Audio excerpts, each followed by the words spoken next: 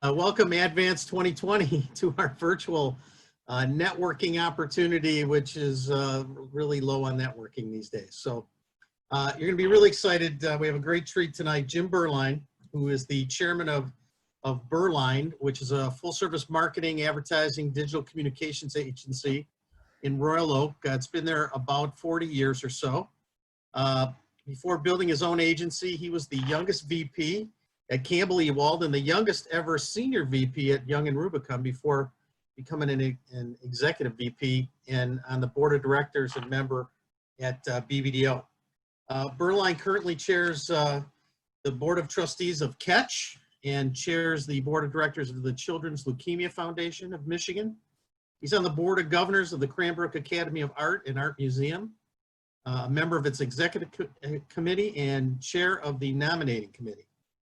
Jim is a member of the YPO and has been the president of YPO Gold, president of the Adcraft Club of Detroit, the world's largest ad club, as you all know, chairman of the board of the Make-A-Wish Foundation of Michigan, and chair of the Henry Ford Health System Neuroscience Institute Advisory Council.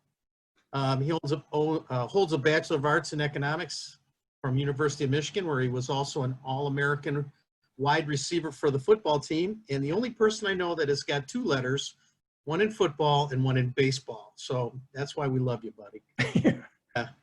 An MS in marketing from the University of Illinois, PhD work at Southern Methodist, and ongoing annual studies in advanced business practice at Harvard Business School, alongside many titans of our industry. So Jim was inducted into the Detroit Advertising Hall of Fame and the Catch Hall of Fame, Who's Who of America and Who's Who in Advertising. He is a two-time U.S. Grandmaster squash champion, and he lives with his wife, Deborah, in West Bloomfield, and his father of three, and has one grandson. Please welcome Jim Berline. How you doing, Jim? Thank you, Ron. Hello, everybody. It's a little challenging to do this via Zoom because I think I've done this, 8 or 9 years now, Ron, or maybe more, all face-to-face, and those were a bit different, so I'll do my best.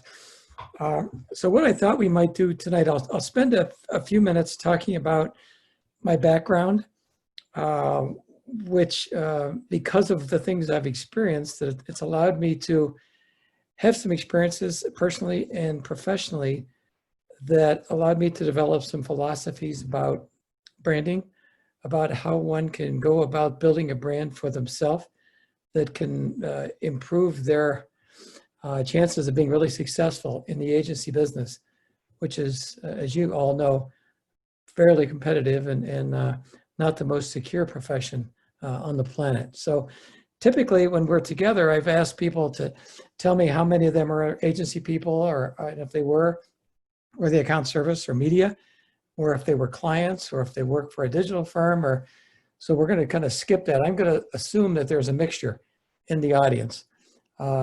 And also differently than I've asked in the past, had we been face-to-face, I would have asked how many of the people here have experienced being laid off, furloughed, had a salary reduction, or some negative experience once they got out of college and started getting into the ad business.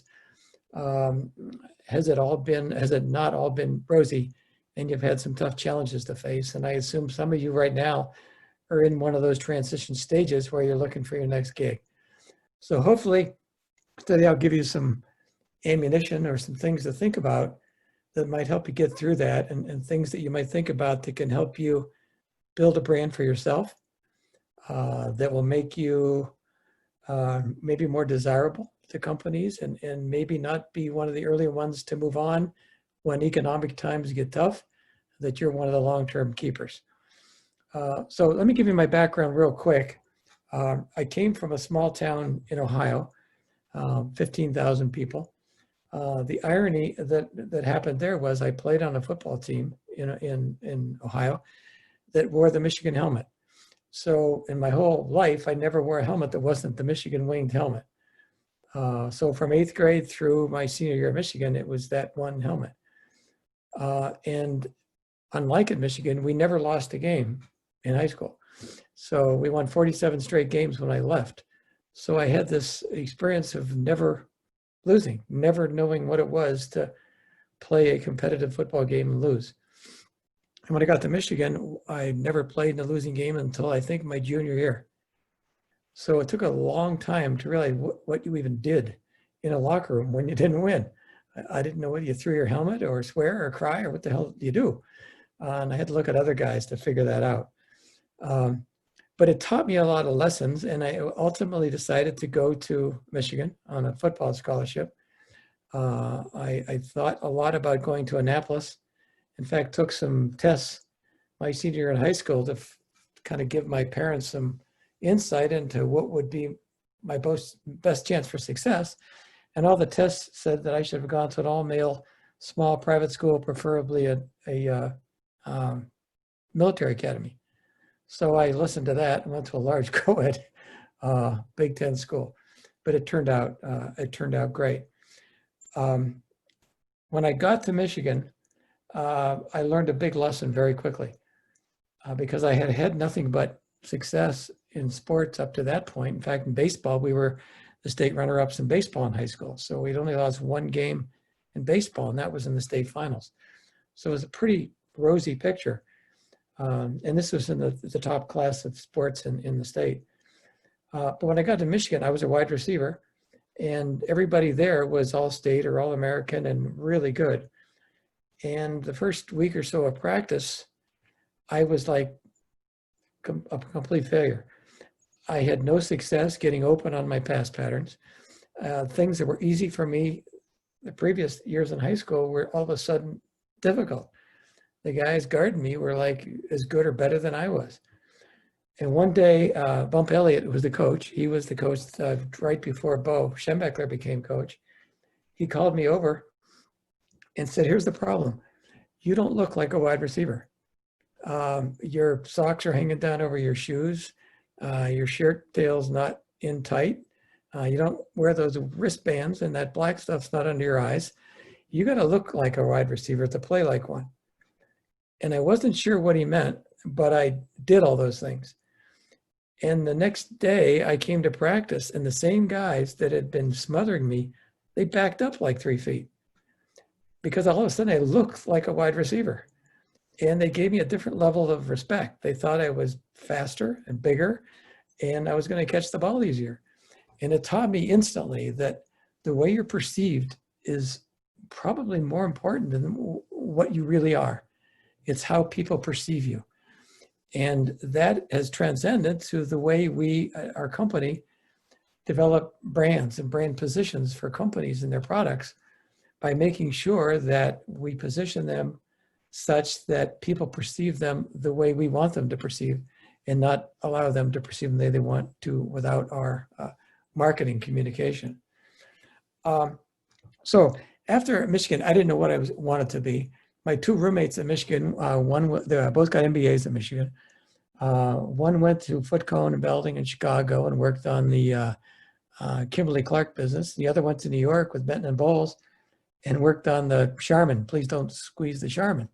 One was a football player, one was a swimmer, both elite athletes. And they kept telling me, you got to get into advertising. Age doesn't matter in advertising. Jocks love to compete. They're not intimidated by competition. They're motivated by it. They love to keep score, and clients want to deal with people who understand metrics and understand accountability and understand when they win, they know why they won, and they keep winning for the same reason. And if they lose, they figure out why they lost and never lose for that same reason again. So I figured the ad business was pretty cool. So I'll try that. But I decided I needed to get a graduate degree and didn't have a lot of money at that time because Michigan had paid for my undergrad. So I figured I got to find a place that'll pay for my grad school. So I took a flyer and identified 5 or 6 grad schools that had good marketing programs with some classes in advertising and marketing. And I called the head coaches and I said, if I come and help coach, will you pay for my grad degree? And I called, I went to Northwestern and Illinois, University of Illinois, Syracuse, I think Cornell, a couple other ones. And 2 of the schools said, hell yes. So one was Illinois. So they said, yeah, come on down. We'll pay for your grad school. And if you take this kind of course load, we can get you a master's degree in 12 months. So that was the deal. packed up. I had just had my first child and moved to Champaign-Urbana and got my grad degree in a year. But the problem I had then was I didn't know what I wanted to be. I didn't know whether I wanted to be a client or whether I wanted to be on the agency side.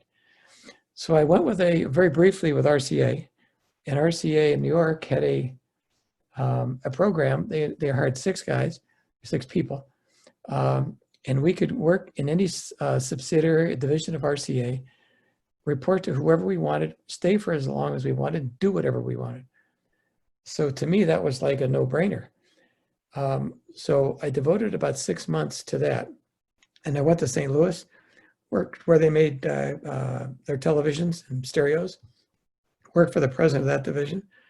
Then I went to Framingham, Massachusetts, where RCA was trying to get into the computer business and compete with IBM.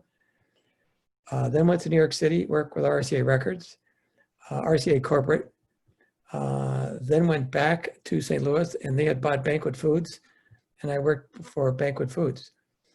And then decided after that experience, because I was in a lot of meetings with agencies, I didn't want to be a client. I wanted to be on the agency side, because to me, agencies had the ability to solve the problem, and I wanted to be on the problem solver side. Clients had the product, and they had the budget, but they turned it over to their agencies to solve it. And I thought the solution side would be more exciting and more dynamic. So at that point, I joined Campbell Ewald after making that decision and on the Chevy account, which at the time was the largest account in the world. And I director of marketing on the Chevy account and wrote the 5-year plan for the brand. Then they sent me to Dallas as a field guy with Chevy, and I was bored to death. So I enrolled in the SMU PhD program, and nobody knew it except me and the SMU. At the end of that, I wrote a thesis on government regulation versus self-regulation. And at that time, the regulation of advertising was in its embryonic stage. So I got that paper and got it submitted and got my credits. And I sent it back to the chairman of Campbell Ewald, who was Tom Adams at the time, who was 4 or 5 levels between me and him. And the day after he got it, I got promoted back. And the people in between me and the chairman had no idea why I got promoted back.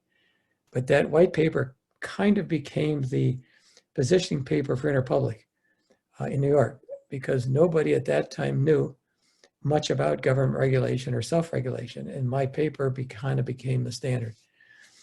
And that's when I became the youngest VP of Campbell Ewald and did that for a couple of years. And then one day BBDO called and said, we'd like to meet you. And I met with them, and they offered me a chance, and I think it was 27 at the time, to go run the Dodge car and Dodge truck account. And I was 27. And I said to them, why would I do that? I'm already working for the #1 brand, Chevy, and running the Chevy truck account, which is the largest truck account in the world. So no, I'm not going to go from #1 to #3. It doesn't make any sense. So about 3 months later, they called and they said, the president of BBDO is going to fly out and wants to have dinner with you. Will you meet with him? I said, that's a good one. That's a good network, even if I did say no again. So I had dinner with Bruce Crawford, who was ended up becoming president of the Metropolitan Opera in New York City. And Bruce and I became friends, but he gave me a chance to go to BBDO and run the Dodge car, Dodge truck, Mitsubishi, Mopar, and all the Dodge dealer associations in the country. And at that time, I was 28. And there were about 400 people working in the BBDO office. So at that point, it was like, now I'm crazy if I don't do this one, because I'm not expected to succeed. I'm too young to succeed. And so if I do succeed, I'm like a wonderkin. If I don't, it wasn't my fault. I was too young, and I'll just go back to doing what I was doing, or take a second shot at this whole thing. So I had nothing to lose. Went to BBDO, and Iacocca had just been brought in as the chairman. And so he became my client, and he and I hit it off pretty well. But then about 6 months later, and during that time, I had turned over about 300 of the 400 people that I inherited. They just weren't good enough. And when I got to BBDO told me that they forgot to tell me, but they were on probation. and they had 90 days to save the Chrysler business. So now I'm 28. I left Campbell Ewald, which I was on kind of a good track, to take on the largest account BBDO had, fire 300 of the 400 people, and I got 90 days to do it, which was like, this is really crazy. So we started doing it and started recruiting. I started with the account team and then got to the creative team. And we were able to keep it going for quite some time. Iacocca then called and said, in 35 years we'd had the business. In 30 seconds, he fired us. He said, I'm going to pick up the phone and call Y&R. When I'm done, I'm going to fire them, and then I'm going to call Ross-Roy and fire them. So 35 years became a 30-second conversation.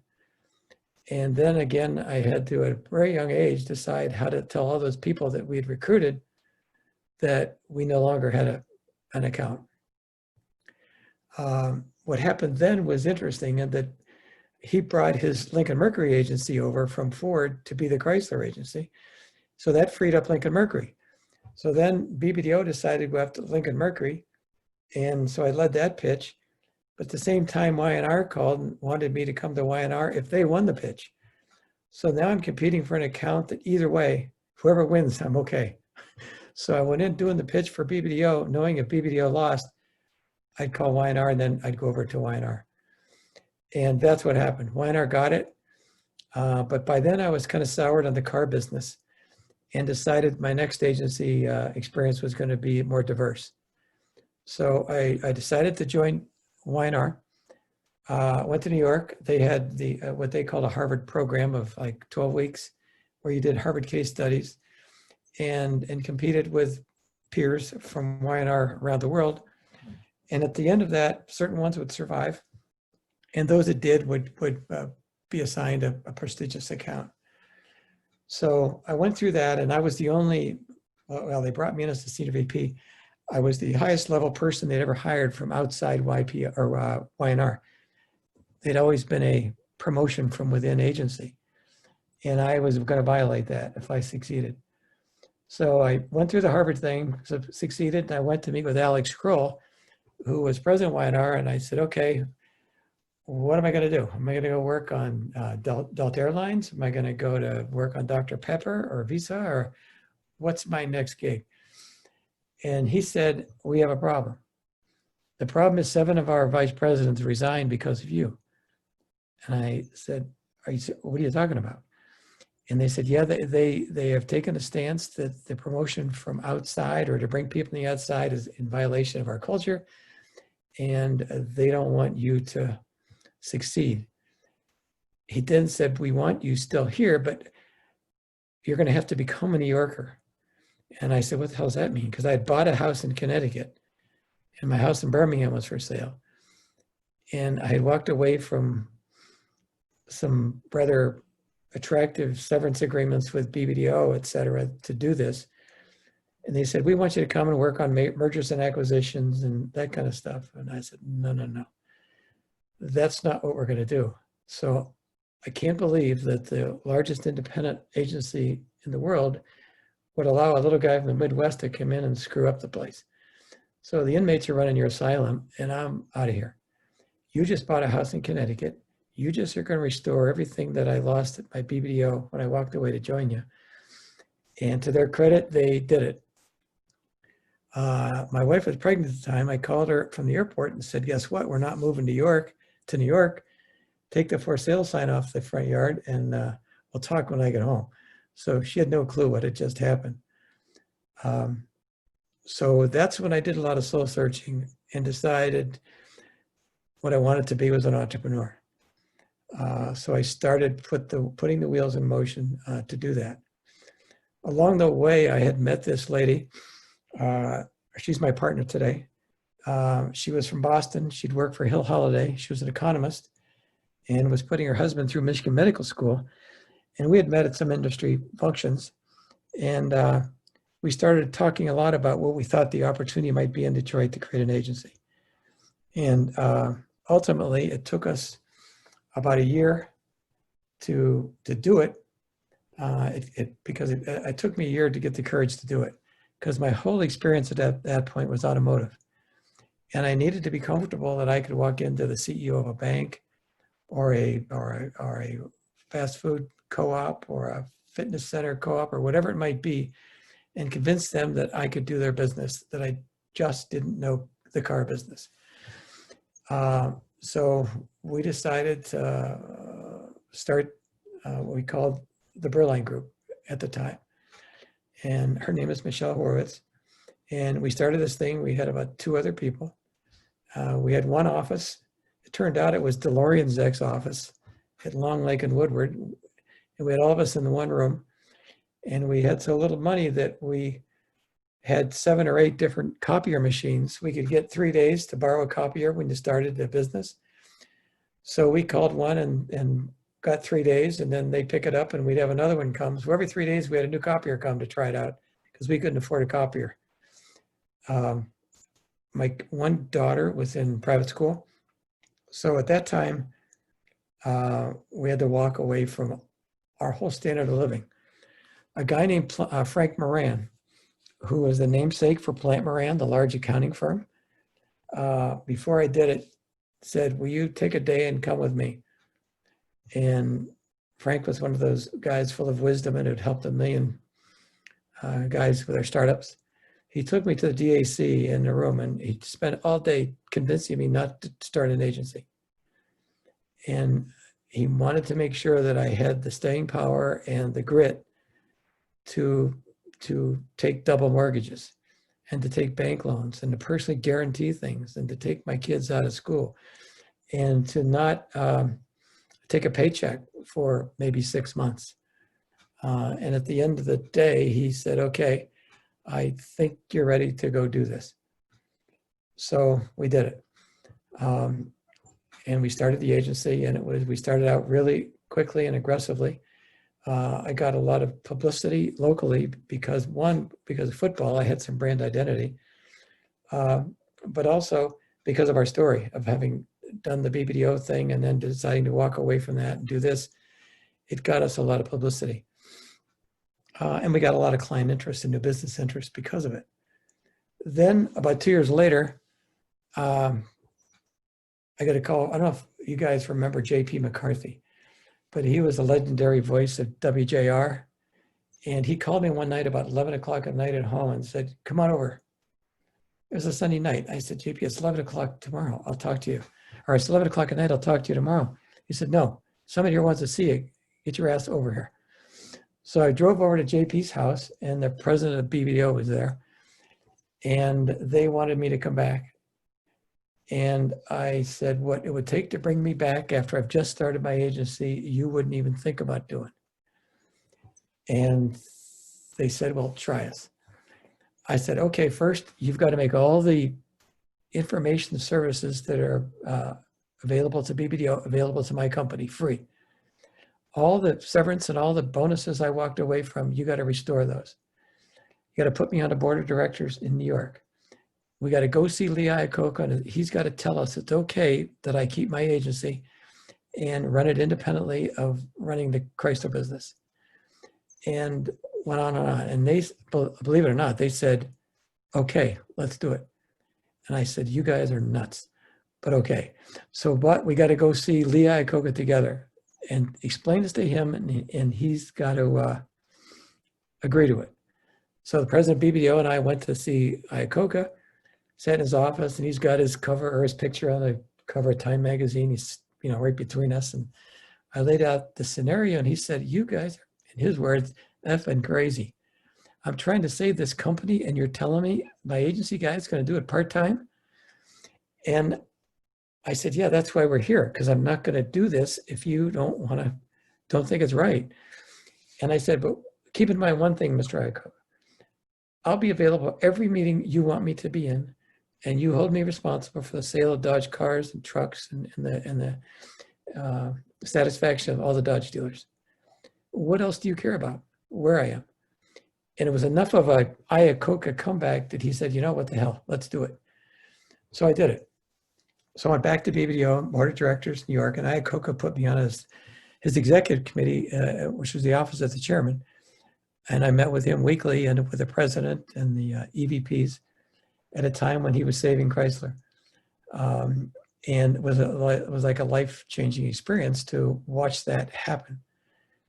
The problem I had on the Berline Group side was that my competing agencies were going to my clients, said, you guys shouldn't stay with Jim. He's just going to sell to BBDO anyway, or he's just going to leave and go BBDO full-time and go to New York. So you might as well let's listen to our pitch. And what happened was a couple of my clients believed him and jumped ship. So that caused me to think, okay, what do I really want to do? Do I want to go to New York and raise my kids in New York City? Or do I want to start my agency and be my son's little league coach, my daughter's soccer coach, and do those things in the community that I've always thought were necessary? And ultimately, that's what I did. And that's always been my motivation to be successful, because I didn't want to regret passing up being president of BBDO. And I think a week or two after, in Ad Age, they published the salaries of the agency execs in Ad Age, and oh shit, look what I walked away from. But that was a while back.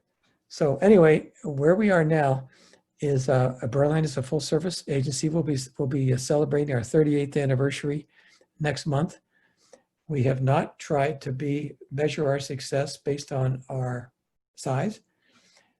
We've tried to base it on our ability to make money, but also our ability to work with CEOs and CMOs and help them change the face of their brands and their companies, increase their shareholder value, impact their profitability and their revenue generation, and also be able to have a life outside the office, and also have the time to make a major commitment to helping the communities and the not-for-profits in the market that they need the skills that we have in our business. And that's what we've done.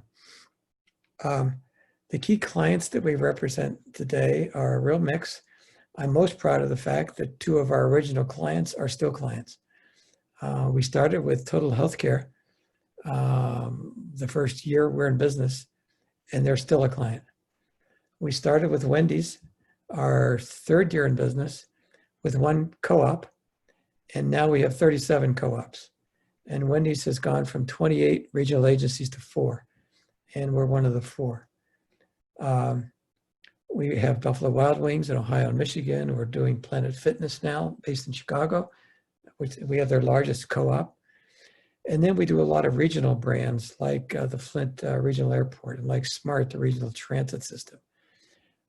We've just got some new clients in the last month, the Black Rock restaurant chain with restaurants in Illinois, Michigan, Florida, and Washington, D.C. We do a lot of startups. We're doing a startup now that we just got last week of some big money investors are going to start developing hydroponic growing lettuce, and they're building these large greenhouses where they can produce higher quality lettuce in 18 days, which would take a farmer 8 weeks, and ultimately have a 100-acre greenhouse, and then start doing other leafy vegetables like basil, et cetera. And our job is to do everything from name the product, to name the company, to develop the brand, to develop the website, and it's doing everything to ultimately make that a success. And that's the kind of stuff that we love to do. So that's a bit about us. Now, personally, Ron touched on some of the things I do civically. And in the 37 years we've been doing this, I've never made a cold new business call to ask a client to meet with us. Every client we have was either referred to us by somebody in the media community who has experience with us, somebody who's a member of one of the boards that I am a board member or a chair of, or some influential in the community that we've developed through our networking that has recommended us to a company that they've got to talk to Jim at Berline because those guys do good work. And literally every company that we have on our roster came that way. So sometimes I think had I been more aggressive and started doing more cold calling, how big could we be? But on the other hand, I love the clients we have. They came for the right reason. A lot of times we get business without competing because the referrals were so strong. And we get totally ingrained in our clients' business to the point where we try and become indispensable. And we try and become a seamless extension of them so that they never refer to us as a vendor or a supplier, but always as a partner. And I know when I get an RFP that they're looking for a vendor, that we're going to have a culture clash. And I'll tell clients up front that that is not the best way to work with us. And maybe you're just using that term because you like to use it, but philosophically and culturally, we don't want to be a vendor because what we do is not a commodity. And vendors provide commodities. They print things. They make product. They aren't provide intellectual expertise, strategic leadership, and all the things that go into making great communication. So that's kind of been how we've done what we've done. As Ron said, I'm currently chairing 3 or 4 boards.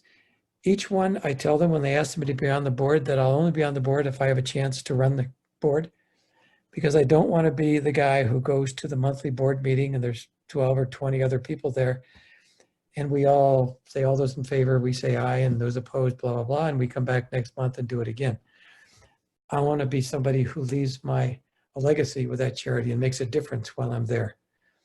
At the end of this presentation today, I'm going to show you an example of what my legacy was at Make-A-Wish.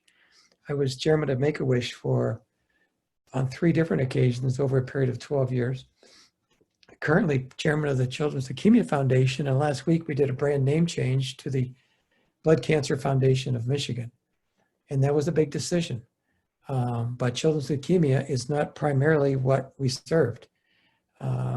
We serve 80% of the patients we serve at children's leukemia were adults. And we serve about 60 other kinds of blood cancer and not just leukemia.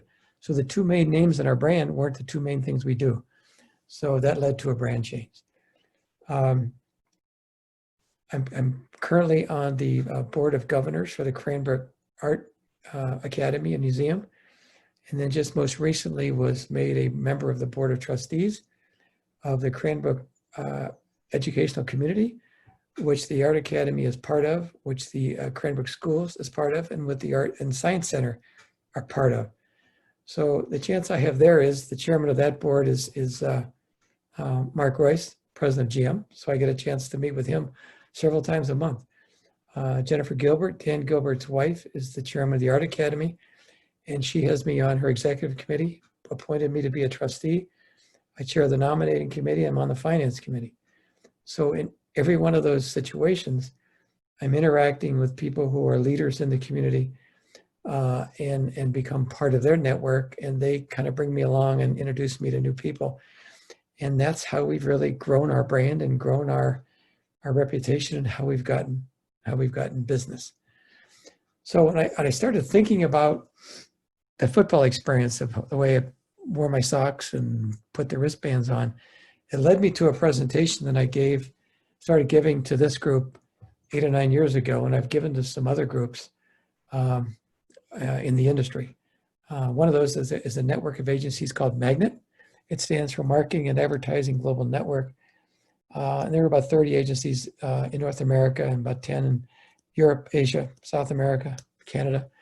And I gave it to the young people in each of those agencies. So it's had some opportunity to air itself and be refined, but what it's intended to do is give you a real basic way of thinking about how you develop your brand as you build your career, because you get one shot at it.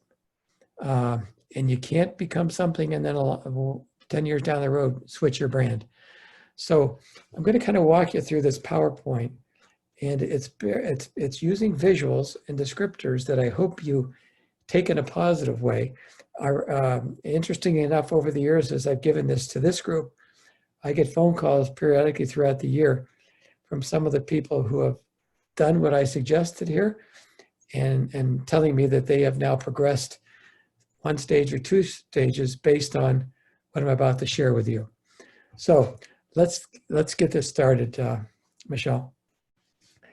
So we're going to talk about taking your brand and think of yourself as a product or a service. And as you go about building your career, you have to be very sensitive to how you market yourself to the audiences that are important to you. And they're going to make decisions about how much you make, when, if you're employed, when you're going to get promoted, and how high you're going to get promoted. You've got to be sensitive to all those things, and you got to do it right away. As part of my Harvard studies, I was in with a professor a number of months ago, and she had this presentation, and essentially what it said was people make judgments about people in the first 15 seconds that they meet with them. They make judgments about, do they respect you and do they trust you, in 15 seconds. So you got to think about that as you go about the way you conduct yourself in business and in life and in looking for a job. So that's okay, Michelle. So again, you're a brand, okay? And you have to think of yourself as a product. You have to think of the company that you represent as a brand. And what you need to do is spend time thinking about what your brand is. Everybody has certain innate attributes, and you've got to identify what are those that are your strengths and what are those that are your weaknesses, and what are you going to do about strengthening those that are weaknesses, okay? So whatever those assets or attributes are, you've got to decide how you're going to go about building your brand and using those to your advantage. And then once you start to build it, it's got to be dynamic. You've got to keep refining it because the world changes every day. And the brand you create today is going to need to evolve. As people evolve and times evolve and decisions making evolve, you've got to be smart enough to not change your brand, but to make it current and make it relevant. And then what are you going to do to enhance it? And then once you've done those things, you've got to have a plan to sustain it. You can't be the one-shot wonder, because that's what you'll be in life. You'll come out of the blocks quick, and then you get to the second lap and there's no energy left. So you got to have a plan to sustain that brand. So this is where we get pretty basic. And what I've always told people, you are just a side of beef. All of you listening today are nothing more than hamburger. We all began the same way. And those that are hamburger and stay hamburger are those that are going to be the most vulnerable, because they have the most competition and they're least indispensable. And what your short-term goal needs to be is to enhance you being a hamburger to the next phase. And that is to become, let's say, a double bacon cheeseburger. And you've got to be smart enough to know how to make yourself today out of college, maybe some internships under your belt. Maybe you've been in the traffic department or in digital or social for a year or two, but you've got to be doing the things to stop making people perceive you to be just one of them, to being special and to being a bacon cheeseburger. And then finally, there's going to be a percent of you in the room who, if we were together, I'd say, how many of you want to be in the C-suite? And the C-suite are those that become chief marketing officer, chief information officer, chief operating officer, chief executive officer. And invariably, when I do these, if you were in the room, most of you raise your hand. But at the same time, I'm thinking most of you don't understand what it's going to take to be in the C-suite. So what I want to do today is make sure you understand that it's not luck. And that you got to understand that you can't be in a position that one day when they're giving bonuses and people talk about it, and the person in the next office got 10 grand and you got 2 grand. Or the person down the hall got promoted and you've been at the agency a year or two more than they have, and they got promoted right around you. You can't blame them. They have to have been doing the things to create their brand and enhance their brand that change their perception within the company. And I tell everybody at the agency, there's 2 people they need to be responsible for and responsible to and worry about. And those 2 people are the person they report to and the primary client day-to-day contact that they have. Those two people determine their job security, whether or not they are going to withstand layoffs and furloughs, and whether or not they're going to be part of the long-term team. A lot of times young people say, well, that guy's a jerk. I can't even deal with it. I'm going to go around him. Well, I'll tell you what, jerks end up getting burned. And when jerks get burned, they don't go down quietly. They will never accept blame. They will blame it on someone else. So the clients who are jerks to you are going to go down blaming you for their failure. The boss that you couldn't get along with, that you had to go around to kind of make your voice heard, is going to do the same thing. They're not going to say, I screwed up. They're going to say, Billy or Susie, they weren't giving me what I needed, and they exposed me, and they're the reason I'm dispensable. So you got to be smart enough to play the game the right way, but always keep in mind that if you want to be hamburger, fine.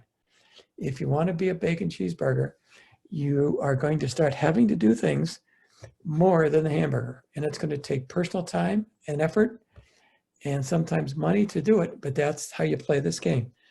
And if you want to be the C-suite, it even takes more time, and it takes understanding how to build relationships both within your clients and the agency and the community that you do business. Okay, so we're going to talk a lot about being a filet. So the hamburger, what you got to deal with there is your company clients, easy to say, see you later. Bacon cheeseburger, they're the ones that typically get promoted to account supervisor, maybe management supervisor or account director.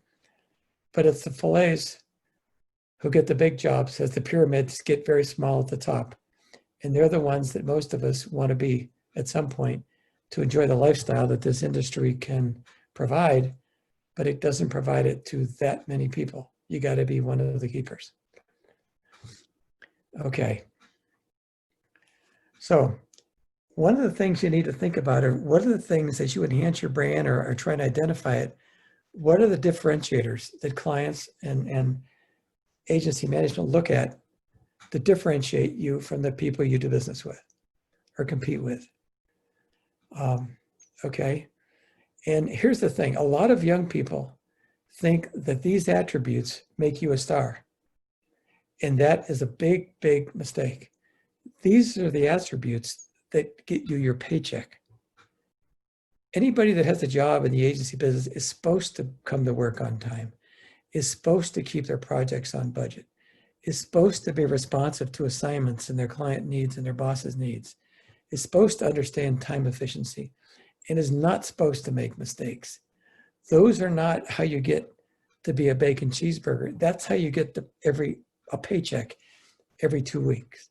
So make sure you do all the blocking and tackling without error, because those are the minimum attributes to be a long-term success.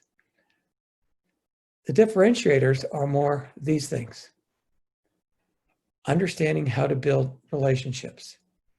And those, a lot of times, are just personality, but you want people to learn to trust you. You want people to learn that they want to spend time with you because they enjoy it.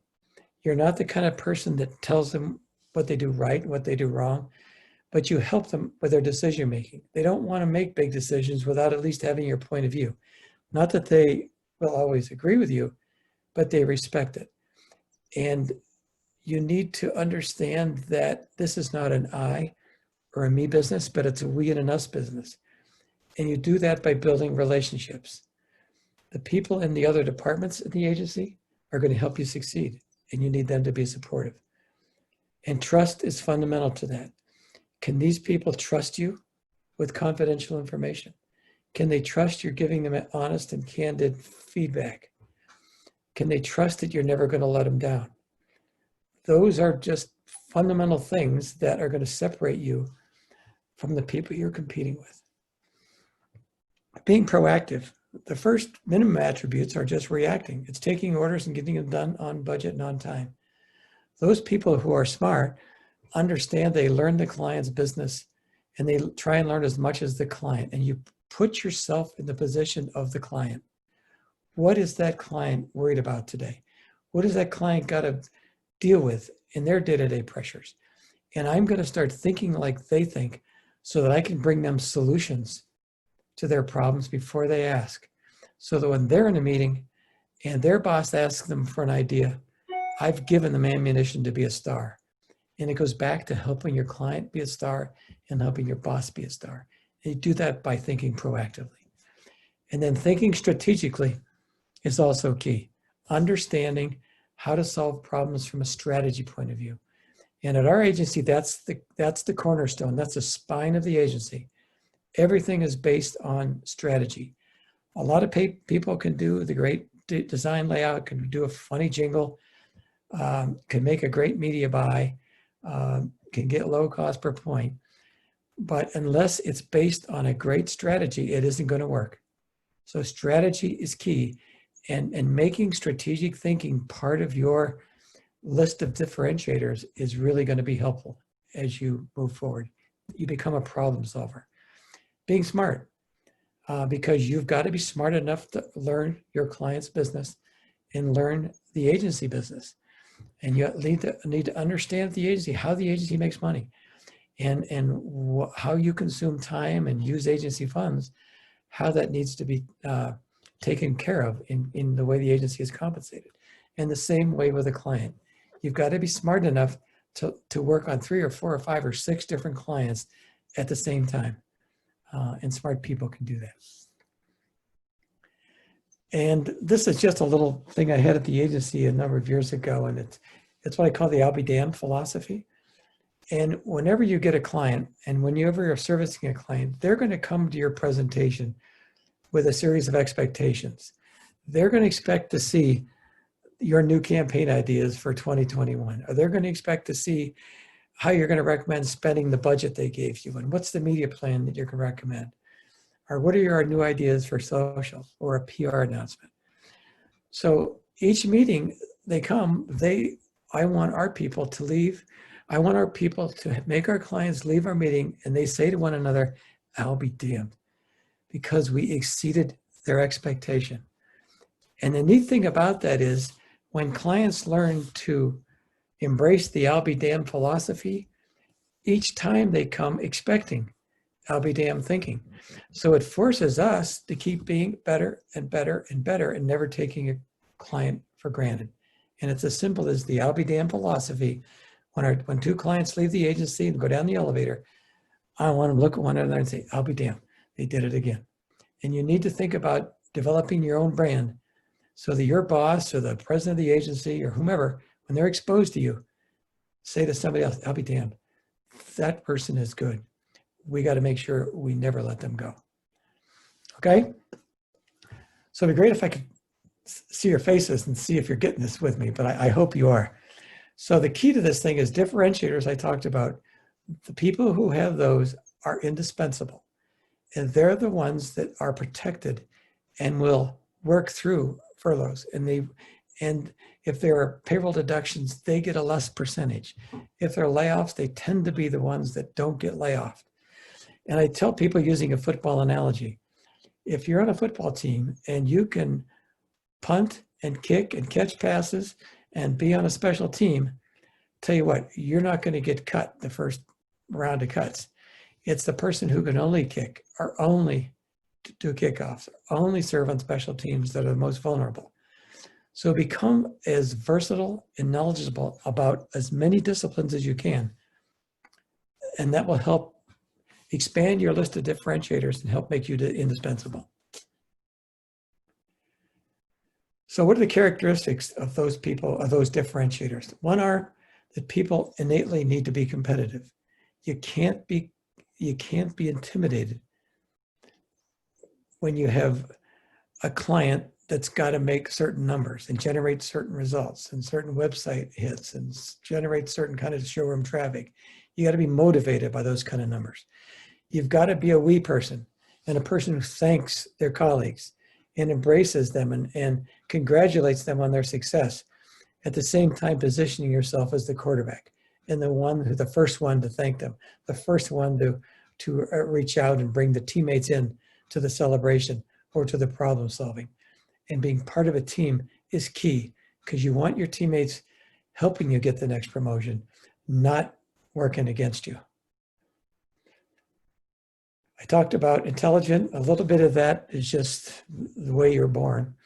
But there's a lot of things you can do to read trade journals, to do your homework about the industries and what your competition, both the agency business and the competition of your clients are doing, to be smart. And then also you got to be passionate. If you're not excited to fight the fight and to do this all the time, this business will wear on you and you won't be able to make a career out of it. You'll just burn out. And this seems a little contradictory, but people who are sensitive get it. When you develop strategy, a lot of times strategy they sound quantitative and they sound intellectual. But what you've got to do is translate those strategies into compelling execution. And people who have a sensitive bent to them understand great creative and how it's based on strategy, but also how it's going to make somebody change their behavior. And being sensitive as a human being allows you to do that. And then fearless. Just let's bring it on. There's nothing my client can challenge me with that I can't do. There's nothing my boss at work can give me that I can't figure out how to solve it and surprise them. And you got to be thick-skinned. You got to be able to take rejection, and you got to be fearless and just bring it on. So one of the things my dad told me, he played for Penn State, by the way, and was a war hero. But he always told me, never tell people how good you are. Let people tell you how good you are. And in our business, there are so many people with big egos who can't stop telling you how good they are. And again, that wears out and it works against you. Just be good and let the people you interact with tell you you're good, and they'll tell other people how good you are. And those are the ones who are going to make sure you get the quality of life and the professional satisfaction that you ultimately want. So you're in control of all the things that I talked about. And it's real easy at some point to say, you know, that guy played more politics than I did, or he was lucky, or he had an uncle that was in the management. That can happen occasionally, but it isn't going to happen throughout your career. You decide what your brand's going to be and do the things that you need to do to make that brand more desirable and impenetrable as you go about pursuing your career. So you can decide. You want to be hamburger? And I will tell each of you right now that you're already probably not hamburger because you've already enrolled in the advanced program. And that's the kind of thing you need to be doing to separate yourselves from all those other young people in the industry who are content being hamburger and probably going to a bar tonight rather than listening to me talk about how they can develop their brand. And this is going to come back and pay off big time to you. I'd encourage you to volunteer. And with charities, I encourage you to offer your expertise to not-for-profits because what they need is marketing expertise. I encourage you to get more education because the smarter you are, the bigger your network will be, and the smarter you'll be in meetings when you can impress those people that are going to impact you. Very quick story. At my Harvard school, I've gone to Harvard for 7 years now, and we do this Harvard case study program. There's about 70 of us in this throughout the world. And each of us have to study about 30 cases and we're ready to defend them and not know which one we're going to defend when we're called on. And my first case was the impact of global warming on the European carbon trading scheme. And all of the metrics were in euros, pounds, and I didn't have a clue what this case meant. And I had to study it for about a week to even figure out what the problem was, to end up coming up with a solution. And ended up presenting it at Harvard, and it went over great. So it gave me confidence I could figure these things out. But we were doing a project for DT Energy at the time, and one of their execs was talking about the European carbon trading scheme. And I'm in a room of about 8 people, including some very high people. And I knew what he was saying was bullshit. And I had to decide right then, do I contribute what I know based on the case that I had just studied, or do I just hold back and not say anything? And I decided that I'd gone to Harvard for a reason, and this was an opportunity to not to try and embarrass that person, but it was a chance to show that the agency they were doing work with was different than the agencies they worked with in the past, that we could contribute a lot more than bringing an ad for the next insertion or a commercial for the next media buy. And it completely repositioned me within their process, and I started getting invited to meetings that agency people don't typically get invited to. So it's just an isolated example of how these things can work. So you create your own legacy. And what I want to do is show you now just a video, and then we can open this up to some questions. But as I mentioned, one of the things that I had done along the way was chair the Make-A-Wish Foundation. And I think all of you probably know what that is, but it's when a child who has a critical illness with a significant opportunity that they may not survive. And it's an opportunity for us, Make-A-Wish, to grant them a wish, the wish of the child, that their whole family can enjoy. And in many cases, it might be the last positive thing that family is going to experience with that child. With technology and medicine, a lot more kids are surviving now. And the definition of a wish child is to be critically ill, not necessarily have a life-threatening disease. But one day at the agency, the president of Make-A-Wish brought in to me a handwritten note. And the note was from a little girl who was 17. She went to West Bloomfield, had bone cancer, had her leg amputated, tumors throughout her body. And she had gone on a bus with the cancer kids at Beaumont Hospital. And they'd gone to Cedar Point together. And they parked this bus with all the other buses. And all these kids from Beaumont got off, and they had no hair and missing limbs, and some couldn't talk. And they were in age from 3 to 17 or 18. And these kids got off the bus right adjacent to buses with healthy kids. And a lot of the healthy kids couldn't get away from these cancer kids fast enough. It was like they had a contagious disease. And this little girl just became so upset, she wouldn't get off the bus. She went back on the bus and wrote her wish. And her wish was that it's not our fault that we got cancer. And all we want is a smile. And that was what I read, a handwritten note from this little girl.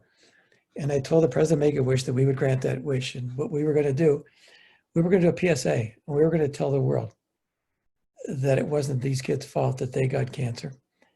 And we would make it happen. So Alex was her name.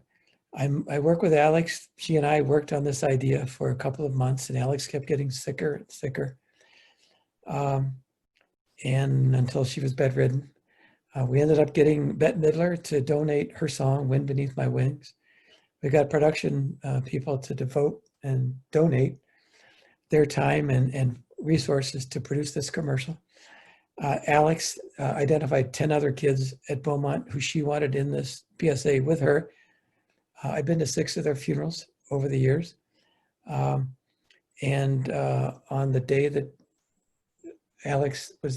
parents were told that she had 24 hours to live, they called me and said she needs to see her video. She hadn't seen it yet. And fortunately, I'd finished it. I didn't tell Alex I'd finished it because I wanted her to think that she participated the whole way. And they called me and said she has 24 hours to live. I said, where is she? They said she's at Beaumont and she wants you to bring her video. So it was a Saturday. I jumped in the car, went to Beaumont, went to the nurse's station and said, here's Alex's video. Will you please give it to her mom and dad? They said, no, they want you to bring it to Alex. And I don't know that any of you have been on a pediatric cancer hall, but that's not a place you want to go. And Alex had the last room in the hall, and I went down there and I looked in, and Alex was there by herself. I hadn't seen her in about a month. And now she was in oxygen mask, and it was just a skeleton. And I didn't have the strength to go in. I went back to the nurse. I said, where are her mom and dad? And they said, they're meeting with a doctor. And I said, I'm going to wait for them and I will go with them to see Alex. Went in, we saw Alex. I gave her a kiss. I said, I think you're going to like this. We played the video and her mom's crying, I'm crying, her dad's crying. Alex couldn't cry. A tear came under her mask. We sat there for about 10 minutes. It seemed like 10 hours. And I said, let's watch it again. And I think it's time for me to leave. We did it. I gave her another kiss and she was so fragile that just the touch of my lips on her forehead had left an impression. And she whispered to me, it's perfect. And I walked to the elevator. Dad came with me and said, now she's going to die. That's what she waited for. I went to the elevator. I got in my car. I had 3 kids. My son was living in New York, my daughter in Boston, my other one here. I called each one of them and I said, I'm not on drugs and I'm not drunk. Oh, I'm going to say things you have never said before. Because up to that point, I'd kind of had that football mentality. You hit the guy in the butt and you high five and I wasn't a touchy-feely emotional kind of guy, but Alex changed all that. And I told my son what I felt about him and what I should have said before, and same with my 2 daughters. My buddies, now we don't high five, we hug. And I just changed, my priorities changed. And my wife and I had a long conversation about what was important to us. And we decided that no longer were we going to judge our life on acquisition. We were going to judge it based on experience. So that everything that we would do moving forward was going to be something that would benefit someone else, or we were going to do something together that was going to be an experience that we would remember for the rest of our life. And that's what we've done. And some of my IPO buddies, I look at them and they've got their Rolex, $10,000 Rolex, and I say, what time is it? And they say 10 o'clock, and I look at mine, that's still the watch I got playing football at Michigan, and I said, oh, damn, mine says 10 o'clock too. Mine was free and yours says 10,000. And it kind of put in perspective that you really don't need a lot of those material things when you can leave an impact on the world and change somebody's life. So this, in a long way of setting that up, this is the video that we did for Alex's Wish, and it's literally run all over the world.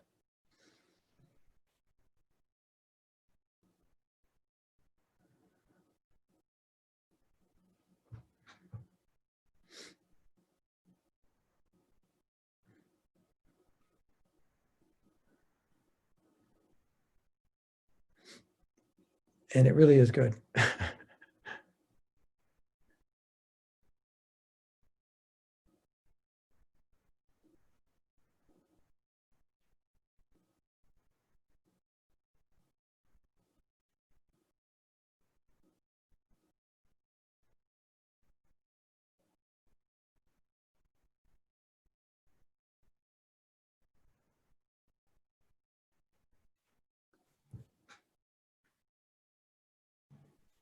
I think Michelle's screen may be frozen. Yeah, I didn't know whether everybody was seeing it and I wasn't, or.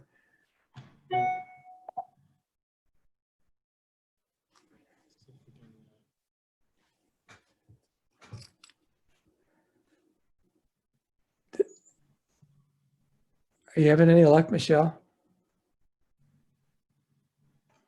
Did you not, were you able to see that? No. Did everybody else see it? I'm gonna stop share, hold on. Neither Rhonda or I saw it.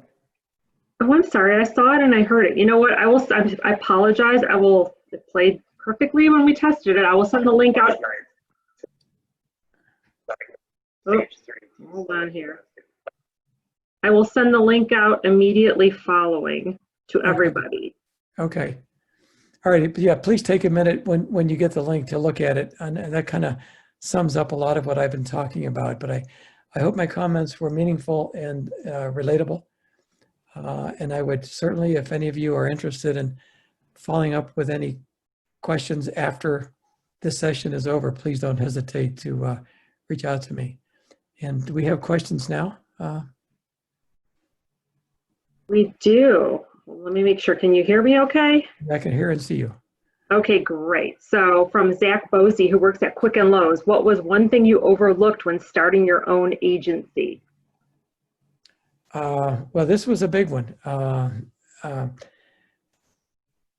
and it goes back to trust. I tend to trusted my clients, and along the way, learned the hard way that I had to be a little bit more careful, because when an agency makes a media buy, you are responsible for that media buy, paying the bills to their stations or their media, whomever it might be. And along the way, we had been the agency of record for Greektown Casino for almost 12 years. And I was smart enough to want to see their financials, so to make sure that they were fine. And I saw the operating numbers, and they were making plenty of money. What I didn't see was their debt, and the amount of money that they went into debt to build the parking garage and to buy out the two Greek owners who originally got the gaming license.